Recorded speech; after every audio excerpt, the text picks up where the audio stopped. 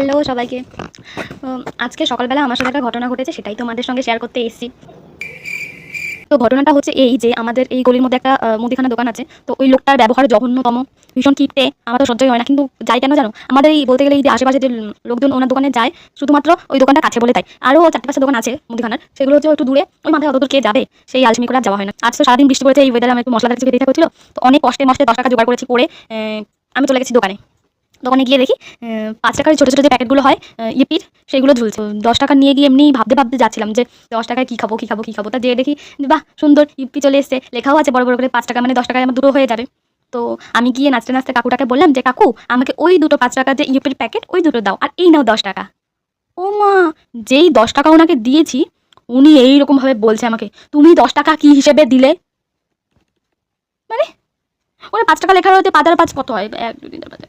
তো আমি কাকুটাকে বললাম যে এই তো প্যাকেটে লেখা রয়েছে 5 টাকা, আমি সেই হিসাবেই 10 টাকা দিয়েছি।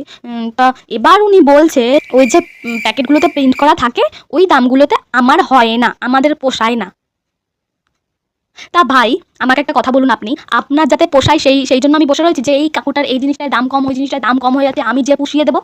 আমার খেয়ে কোনো কাজ নেই। আমি এমনি কষ্টে মষ্টে ওই 10 টাকাটা খুব জোগাড় করেছিলাম, মানে এই কোটো ওই কোটো মার সব সিক্রেট জায়গাগুলো খুঁজে কোন একটা ডায়েরির পেজে কোন জন্মে 10 টাকা রেখেছিলাম, কোন ক্লাসে তার ঠিক নেই, সেই 10 টাকা পেয়েছি, সেটা নিয়ে গিয়ে আমি, তাও আবার মা জানে না, মা জানলে ওই 10 টাকাটাও রেখে দিত, খরচ করতে দিত না, বলতে এই যে ডাল ভাত রান্না করছি তাই খা। আর তুমি আমাকে বলছো 12 টাকা দে। এমনিও লকডাউনের পর থেকে সব দোকানদারগুলো 1 টাকা করে বেশি নেয়, উনি 2-3 টাকা করে বেশি নিয়ে নেয়।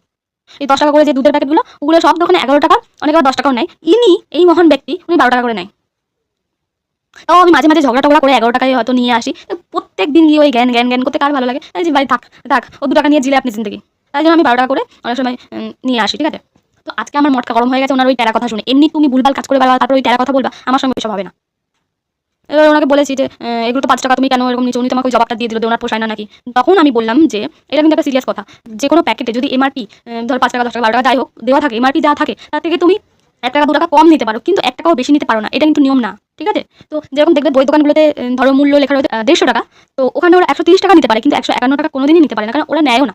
সব থেকে ভাই লগর লেগেছে যখন আমিও একটু টেরা ভাবে ওনার সাথে কথা বললাম, উনি দেখি আস্তেই করে মমির মতো গলে গেল, গলে গিয়ে আমাকে বলছে যে এই নাও তোমার কাছে আমি 10 টাকা নিচ্ছি। আমি বলছি আমার কাছে 10 টাকা নিচ্ছ মানে দামই তো 10 টাকা, তুমি 12 টাকা কেন নেবে?